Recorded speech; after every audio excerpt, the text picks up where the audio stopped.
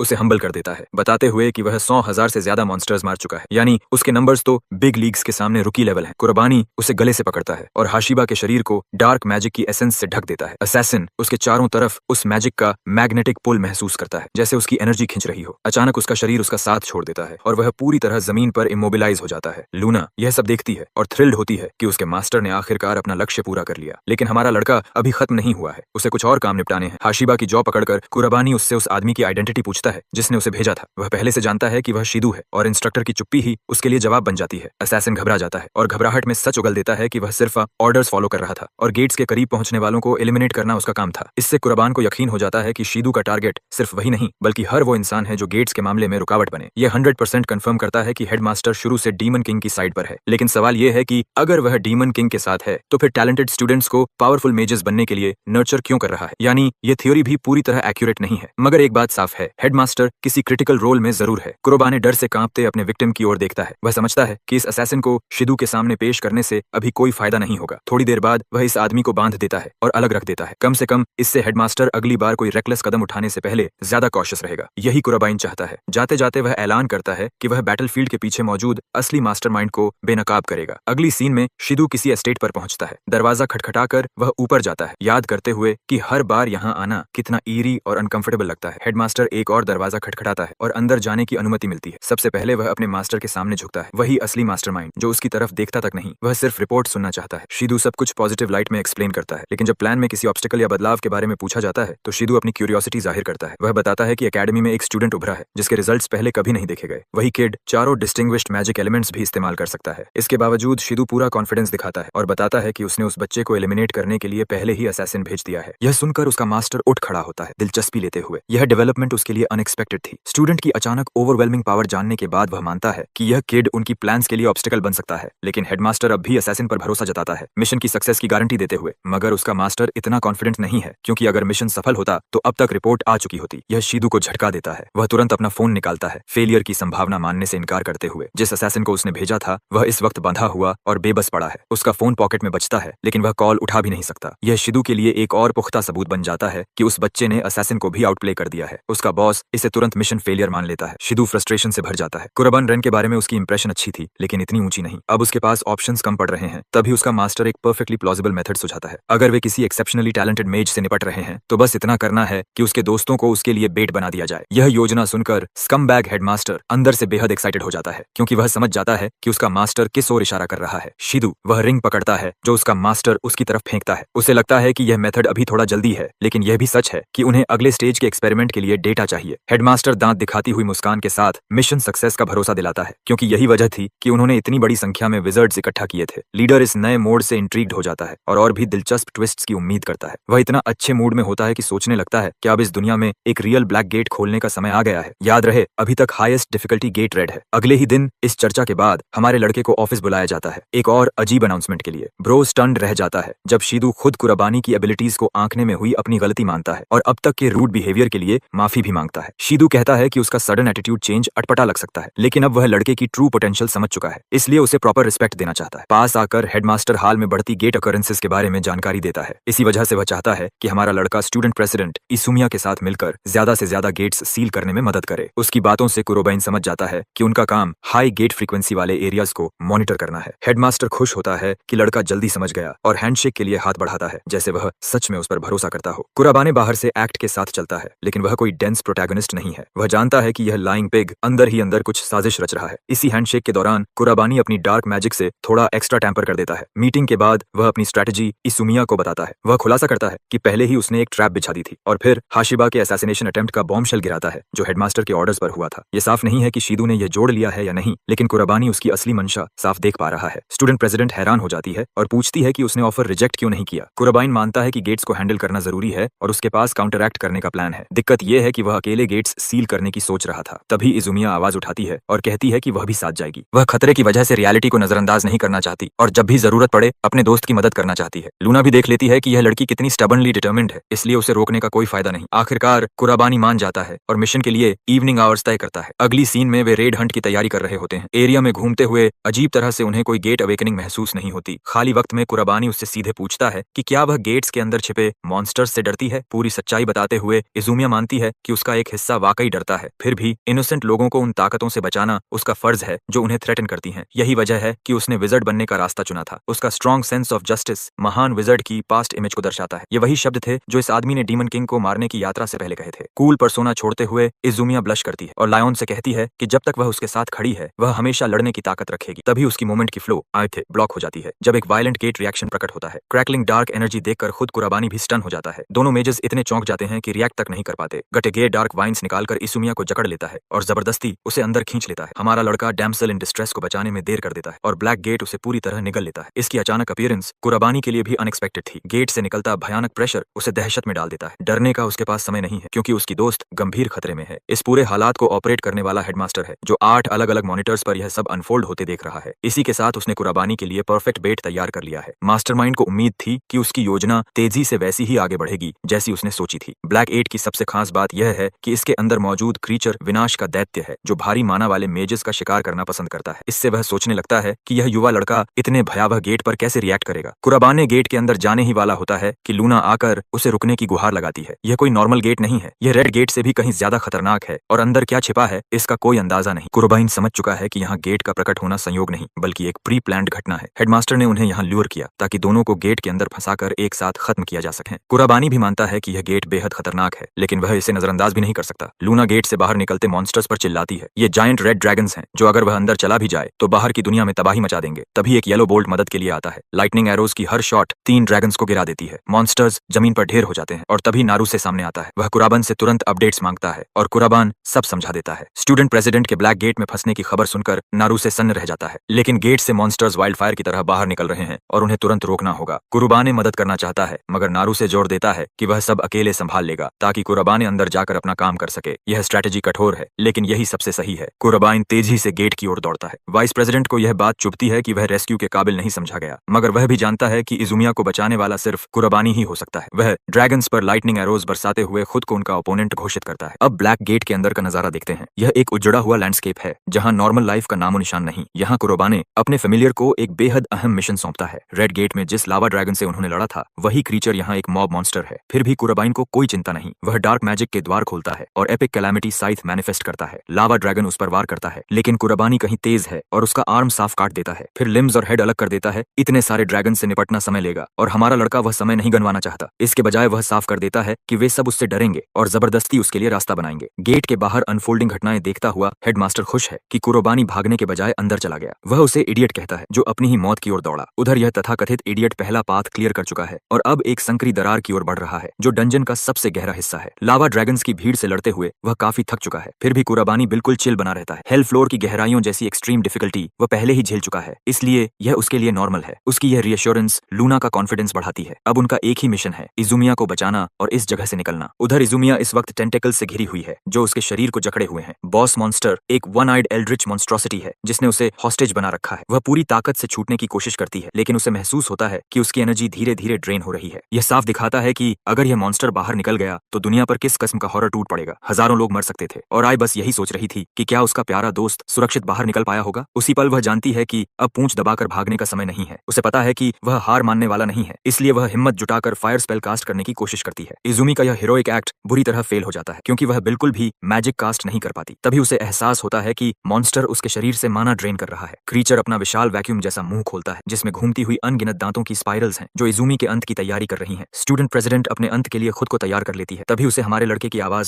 सुनाई देती है जो साइथ के साथ बिजली की तरह जूम करता हुआ आता है और क्रीचर की हॉर्नी टेंटिकल्स को काट डालता है। मॉन्स्टर दर्द से चीख उठता है और कुराबानी देर से पहुंचने के लिए माफी मांगता है। इजुमी की निराशा पल भर में गायब हो जाती है। उसकी जगह उम्मीद ले लेती है क्योंकि उसका प्रिय प्रोटेक्टर आ चुका है। सीन कट होकर स्कीमिंग हेडमास्टर पर जाता है जो गेट की स्थिति रिपोर्ट करता है और कुराबान के अंत की घोषणा करता है। उसका मास्टर चाहता है कि ये दोनों शक्तिशाली विजर्ड्स उसकी अबोमिनेशन का भोजन बने। कुराबाने अब तक के सबसे शक्तिशाली गेट मॉन्स्टर का सामना कर रहा है जबकि उसकी वॉनेबी गर्लफ्रेंड टेंटिकल्स में जकड़ी हुई हालात के हिसाब से काफी चिल दिख रही है। लूना उसे माना ड्रेनिंग टेंटिकल्स से सावधान करती है। यह एक अजीब मॉन्स्टर है, वैसा जिसे उसने न इस दुनिया में देखा था न पिछली में। फिर भी चाहे सामने कैसी भी वियर्ड लुकिंग आए थे, these hands are rated E for everyone. Creature एक टेंटिकल फेंकता है और हमारा लड़का इवेड करता है। माइडेयर में वह देखता है कि एक ही अटैक ने कितना बड़ा क्रेटर बना दिया है। इसका मतलब एक हिट भी कुराबाने की मौत तय कर देगा। इसलिए उसकी बेस्ट बेट है मेन बॉडी पर तेजी से स्पैम अटैक्स करना। डार्क एट्रीब्यूट मैजिक एक्टिवेट करते हुए वह जायंट मॉन्स्टर को डोजन्स ऑफ लार्ज स्पाइक्स से चैलेंज करता है। डेडली क्लॉ फिर से कास्ट होती है। लूना को लगता है यह बॉस को मारने के लिए काफी है, लेकिन कुराबाने जानता है कि यह फ्यूडल एफर्ट है क्योंकि मेन बॉडी अब भी अनहार्म्ड है। रेज से धड़कता मॉन्स्टर चीखता है और अपने टेंटिकल्स जमीन में गहराई तक गाड़ देता है। यह एक अजीब मूवमेंट है। कुराबानी भी अगला अटैक प्रिडिक्ट नहीं कर पाता जब तक लूना पीछे से उभरती टेंटिकल के बारे में चेतावनी नहीं देती। उसकी वार्निंग से वह बच निकलता है, हालांकि इंपैक्ट से ग्रेज्ड हो जाता है। सौभाग्य से यह डायरेक्ट हिट नहीं था, वरना अब तक पक चुका होता। फिर भी डार्क मैजिक हैक्स के बावजूद कुराबाना इस यूनिक मॉन्स्टर से निपटने में परेशान है और उसके अटैक पैटर्न्स समझ नहीं पा रहा। क्रीचर पीछे से फ्लैंक करने के लिए एक और टेंटिकल निकालता है। कुराबानी साइथ से उसे काट देता है। साइड से और भी टेंटिकल्स इरप्ट होने लगते हैं, हर दिशा से स्पैम करते हुए, लेकिन वह उन्हें सुशी की तरह काटता जाता है। गॉडेस की मैसेंजर उदास हो जाती है क्योंकि वह देख रही है कि यह आदमी ब्लैक गेट में घुसते ही नॉन स्टॉप लड़ रहा है। इसका मतलब उसका माना आना अब लिमिट के करीब है। उधर आई जिस तरह से टेंटिकल्स में फंसी हुई है वह ज्यादा देर जिंदा नहीं रह पाएगी। मेन बॉडी को डायरेक्टली कन्फ्रंट करने की समस्या यह है कि कुराबन टेंटिकल्स से घिर सकता है जो उसकी मौत बन जाएगा। तभी वह फैसला करता है, फक इट, वी बॉल। वह साइथ फेंक देता है और मॉन्स्टर को घूरते हुए इनसेन स्पीड से मेन बॉडी की ओर लॉन्च करता है। लूना बेबस और घबराई हुई देखती रह जाती है। जैसा अंदाजा था, मॉन्स्टर कई टेंटिकल्स से उसे स्वार्म करता है। जवाब में वह दोनों हाथों से ग्रिम ईटर कास्ट करता है। डायमेंशनल क्रैक्स खोलकर सारी टेंटिकल्स निगल लेता है। फिर उन्हीं टेंटिकल्स का सहारा लेकर वह मेन बॉडी की ओर दौड़ता है। मॉन्स्टर को डिफेंस में जाने पर मजबूर करता है। कुराबान ये मौका हाथ से जाने नहीं देता। वह फिर से डार्क मैजिक टैप करता है, दर्जनों पोर्टल्स खोलता है और ब्लाइंड एज स्पेल से एनर्जी ब्लास्ट बरसाता है। सारे डिफेंसेस कट जाते हैं और मेन बॉडी पूरी तरह वल्नरेबल हो जाती है। कुराबान छलांग लगाकर उसके विशाल आई के सामने पहुंचता है और अंत की घोषणा करता है। फाइनल अटैक के रूप में वह अपनी सारी बची माना इकट्ठा कर ultimate spell lost force cast करता है। मॉन्स्टर की आंख में घूंसा मारते हुए डैमेज इतना होता है कि बॉस दर्द से फट पड़ता है। उसकी टेंटिकल्स अस्तित्व से मिटने लगती हैं और अयुमिया भी उनकी पकड़ से आजाद हो जाती है। फाइट खत्म हो चुकी है और स्टूडेंट प्रेसिडेंट आसमान से नीचे गिरती है। उसका नाइट इन शाइनिंग आर्मर उसे सुरक्षित पकड़ लेता है। कुराबाइन उसकी हालत चेक करता है और वह मुश्किल से बोल पाती है, फिर भी ऐसे मुस्कुराती है जैसे इसी आदमी की पत्नी बनने वाली हो। और अब बेस्ट पार्ट, हेडमास्टर अचानक महसूस करता है कि उसका ultimate master plan black gate खुद ब खुद गायब हो रहा है। यह एक अनएक्सपेक्टेड बदलाव है। कोई तरीका नहीं कि कुराबाइन ने ऐसा लेवल का काम किया हो। कोई चांस नहीं कि उसने ब्लैक गेट के गेट मास्टर को हरा दिया हो। शिदू रिंग चेक करता है, यकीन करते हुए कि वह अब भी उसके पास है। वह झट से उसे उठाकर पहन लेता है। Having gathered all the infinity stones required to wipe out exactly half the universe. Wait, wrong story. लेकिन इससे पहले कि यह wannabe थैनोस कुछ करे, हमारे लड़के की नॉक पड़ती है। डार्कनेस के एम्बॉडीमेंट की तरह अंदर घुसते हुए कुराबान हेडमास्टर को करियर एंडिंग गलती के लिए ललकारता है क्योंकि उसने उसे इस गंदगी में घसीटा। बैफल्ड हेडमास्टर पूछता है कि वह यहाँ पहुंचा कैसे। कुराबानी खुद को स्कम का इरेडिकेटर बताते हुए खड़ा होता है। शिदू पूछता है कि वह यहाँ क्या कर रहा है तो हमारा लड़का कबूल करता है कि उसने एक स्पेल से अपने शरीर पर मार्क लगाया था जिससे वह सीधे सीक्रेट बेस में टेलीपोर्ट कर सकता है। यह सुनकर प्रिंसिपल चिढ़ जाता है क्योंकि उसे याद आता है कि पहले कुराबानी के शरीर पर जो शैडोवी फिगर दिखी थी वही वह मार्क हो सकती है। अंदर ही अंदर शिदू अनईजी हो जाता है क्योंकि उसने कभी ऐसी मैजिक के बारे में नहीं सुना। वह इसे नजरअंदाज कर देता है, सोचता है कि यह बस एक ब्रैटी टीनेजर की अकड़ है, लेकिन यह सोच अगले ही पल टूट जाती है। कुराबन बातचीत अपने हाथ में ले लेता है और सीधे पूछता है क्या उसी ने गेट समन किया था। वह कहता है कि झूठ बेकार है क्योंकि उसे पीछे छिपा सारा इक्विपमेंट दिख रहा है और सच बताना ही समझदारी है। कर्बेन उसे अक्यूज करता है कि उसने यंग विजर्ड्स के लिए ट्रेनिंग सेंटर बनाया और पूछता है कि अगर उसके मोटिव्स शुरू से ही डार्क थे तो ऐसा क्यों किया। प्रिंसिपल पल भर रुकता है, फिर सिनिस्टर मुस्कान के साथ कबूल करता है कि उसका मकसद फूड तैयार करना था। कुराबाइन उलझ जाता है और शीदू समझाता है कि वह गेट के पार मौजूद मॉन्स्टर्स के पेट भरना चाहता था। सारे विक्टिम्स, सारे बेगुनाह स्टूडेंट्स सिर्फ इसी मकसद से कल्टीवेट किए गए थे। इसलिए वह बिना हिचक मान लेता है कि गेट उसी ने खोला। केओस का फायदा उठाकर वह मॉन्स्टर्स के सामने घुटने टेककर पावर और अथॉरिटी हासिल करता रहा। कुराबाइन सब सुनता है, लेकिन अपने मास्टर की इस क्रूअल योजना में इजुमिया की कुर्बानी की कोशिश वह भूल नहीं पाता। उसकी नजर में शिदू धरती पर रेंगने वाला एब्सोल्यूट स्कम है और सबसे ज्यादा गुस्सा इस बात का है कि उस आदमी को कोई पछतावा नहीं, वह स्मग और प्राउड है। शिदू फायर एलिमेंट समन करता है और कहता है कि उसे फर्क नहीं पड़ता कुराबानी क्या इंसल्ट करे क्योंकि अंत में टीनेजर मरेगा। इसी कॉन्फिडेंस के साथ वह फायर बॉल्स उछालता है, यकीन करते हुए कि फाइट यहीं खत्म होगी। लेकिन कुराबानी प्रिंसिपल की सोच से कहीं कहीं ज्यादा ताकतवर है। एक हाथ के हल्के फ्लिक से वह शील्ड बना देता है और हर फायरबॉल को एक ही मोशन में मिटा देता है। शिदू हैरान रह जाता है क्योंकि मैजिक कुराबान तक पहुंचती ही नहीं बल्कि उससे पहले ही गायब हो जाती है। तभी उसे एहसास होता है कि कुराबान उसे प्रोवोक कर रहा है, खुलकर कह रहा है कि इस बार ठीक से आए और अपनी असली ताकत दिखाए। प्रिंसिपल भड़क उठता है और सोचता है कि इस टीनेजर को असली सजा दिखानी होगी। कुराबानी की बैटर्ड हालत देखकर वह खुद को समझाता है कि लड़का पहले ही हार चुका है और अब अपर हैंड उसी के पास है। वह फिर से फायर एलिमेंट इकट्ठा करता है और एक और अटैक चार्ज करता है, धमकी देते हुए कि इस बार कुराबानी पूरी तरह इरेज हो जाएगा। लेकिन ऐसा कुछ नहीं होता। जैसे ही फायरबॉल्स टकराने वाले होते हैं, कुराबानी dark attribute spell denial mirror इस्तेमाल करता है और अपने चारों ओर फोर्स फील्ड बना लेता है। फायरबॉल्स बैरियर से टकराकर वापस उछलते हैं और सीधे शिदू की ओर दौड़ पड़ते हैं। उसे भागने का कोई समय नहीं मिलता और उसका खुद का हमला उसी पर आकर टूट पड़ता है। वह दर्द से चीख उठता है और जमीन पर गिर पड़ता है। गाढ़ा धुआं खांसते हुए उसका शरीर कांपने लगता है। उसे यकीन नहीं होता कि जिस स्टूडेंट को वह कभी इनकॉम्पिटेंट समझता था वही उसे इतनी आसानी से हरा सकता है। लेकिन जब वह ऊपर देखता है और कुराबान से निकलती ऑरा महसूस करता है, तब उसे समझ आता है कि उसके सामने कोई साधारण इंसान नहीं है। प्रिंसिपल खुद को खड़ा करता है और समझ जाता है कि जीतने का अब उसके पास सिर्फ एक रास्ता है, यही गेट समन करना। वह मैजिक एक्टिवेट करने के लिए हथेली जमीन पर पटकता है, लेकिन पूरा करने से पहले ही कुछ उसकी हथेली को भेद देता है और वह दर्द से चीख पड़ता है। कुराबाइन उसकी ओर चलता है और शांति से कहता है कि वह सच जानता है, इन रिंग्स को पहनकर प्रिंसिपल गेट मटेरियलाइज कर सकता है। शिदू पीछे लड़खड़ाता है और घबराकर माफी मांगता है, लेकिन उसके गंदे मुंह से शब्द निकलने से पहले ही कुराबानी उसे जोरदार पंच मारता है। उसकी जौ तोड़ते हुए उसे जमीन पर गिरा देता है। कुराबाने उसे उठाकर कहता है कि वह उससे पूरा सच उगलवाएगा। वह पूछता है कि वह किसके लिए काम करता है और वे अभी कहाँ हैं। तभी प्रिंसिपल के मुंह से एक काली शैडो बाहर निकलती है। वह चुप हो जाता है और लाइफलेस होकर फर्श पर गिर पड़ता है। कुराबाने समझ जाता है कि उसने आंसर्स निकालने का मौका खो दिया है। कहीं और एक विशाल और सुनसान कमरे में एक ब्लॉन्ड आदमी शांति से सोचता है कि उसने अपना एक पॉन खो दिया है। वह जानता है कि कुराबाइन ने यह छोटी लड़ाई जीत ली होगी, लेकिन जैसे ही प्रिंस शार्क उठकर चांद की ओर देखता है, उसे समझ आता है कि असली वॉर बस कगार पर है और अभी खत्म होने से बहुत दूर है। अगले दिन कुराबानी रूफटॉप पर उजुमिया से मिलता है, उस फ्लैग को घूरते हुए जिसे वह दिल से नफरत करता है। वह शिदू के साथ जो हुआ सब समझाता है और बताता है कि हमले के बाद जागने पर आदमी अपनी सारी मेमोरीज खो चुका है। अथॉरिटीज उसे कस्टडी में ले लेती हैं, लेकिन सच्चाई वही रहती है। गेट्स अब भी दूसरी जगहों पर प्रकट हो रहे हैं, यानी शिदू अकेला साजिश करता नहीं था। यह ठीक वही थ्योरी है जिस पर कुराबानी पहले से यकीन करता है और उसे पूरा भरोसा है कि शार्क किसी न किसी तरह शामिल है। उसके मन में एक शांत आवाज गूंजती है, उसे चेतावनी देती है कि गार्ड डाउन न करे क्योंकि वॉर और नजदीक आ रही है। कुराबाइन यह पहले से जानता है और खामोशी में शार्क को चुनौती देता है कि वह अपना सबसे बुरा रूप लेकर आए, क्योंकि चाहे जो हो वह उसे ढूंढेगा और नष्ट करेगा। थोड़ी देर बाद कुराबानी सोने की कोशिश करता है, लेकिन पास्ट लाइफ की मेमोरीज उमड़ पड़ती हैं। उसे याद आता है लायन किंग को हराना, फिर विजयी हीरो बनकर ऑर्फनेज लौटना और छोटे बच्चों से मैजिक सिखाने का वादा करना। उसे याद है प्रिंस शार्क के साथ काम करते हुए वह कितना खुश था, और फिर वही सब एक क्रूर और जानलेवा बिट्रेयल में बदल गया जिसने उसके प्यारे सभी लोगों की जान ले ली। नाइटमेयर असहनीय हो जाता है और वह घबराकर जाग उठता है। सांस संभालते हुए वह खिड़की से आती धूप देखता है और समझता है कि सुबह हो चुकी है। उसे पता है कि शिदू अब डिसमिस हो चुका है, लेकिन वह कभी अकेला काम नहीं कर रहा था। उसके सीने में बेचैनी घर कर जाती है जब वह स्कूल के ऊपर लहराते फ्लैग को देखता है, क्योंकि उसे महसूस होता है कि शार्क अभी भी कहीं पास ही है। कुराबाइन मानता है कि शार्क उसके कदम उठाने का इंतजार कर रहा है और वह खुद से वादा करता है कि जब वह पल आएगा तो वह किसी भी कीमत पर बदला लेगा। उसी दिन बाद में सब देखते हैं कि ब्राइट रेड सूट और स्ट्राइकिंग ब्लॉन्ड हेयर वाला एक आदमी हॉलवे से गुजरता है। उसे नया हेडमास्टर बताया जाता है। कुराबानी को याद आता है कि नया हेडमास्टर आने वाला था, लेकिन इतनी जल्दी होगा यह उसने नहीं सोचा था। इजुमी बताती है कि नए हेडमास्टर ने कुराबाइन से प्राइवेट मीटिंग मांगी है। कुराबाइन तुरंत सहमत हो जाता है क्योंकि वह सच में जानना चाहता है कि यह आदमी कैसा है। वह इजुमिया से पूछता है कि क्या वह और नया हेडमास्टर पहले से करीबी हैं। इजुमिया समझाती है कि उसका परिवार काफी वेल्थी और हाई स्टेटस वाला है और वे एक दूसरे को अच्छी तरह जानते हैं। वह बताती है कि वह मूल रूप से उसका अंकल है जिसने बचपन से उसका ख्याल रखा। उसका नाम जेनिस कोलमैन है, एक ऑर्गेनाइजेशन का इंस्ट्रक्टर जो पूरी दुनिया से सिर्फ सबसे बेहतरीन विजर्ड्स को इकट्ठा करता है।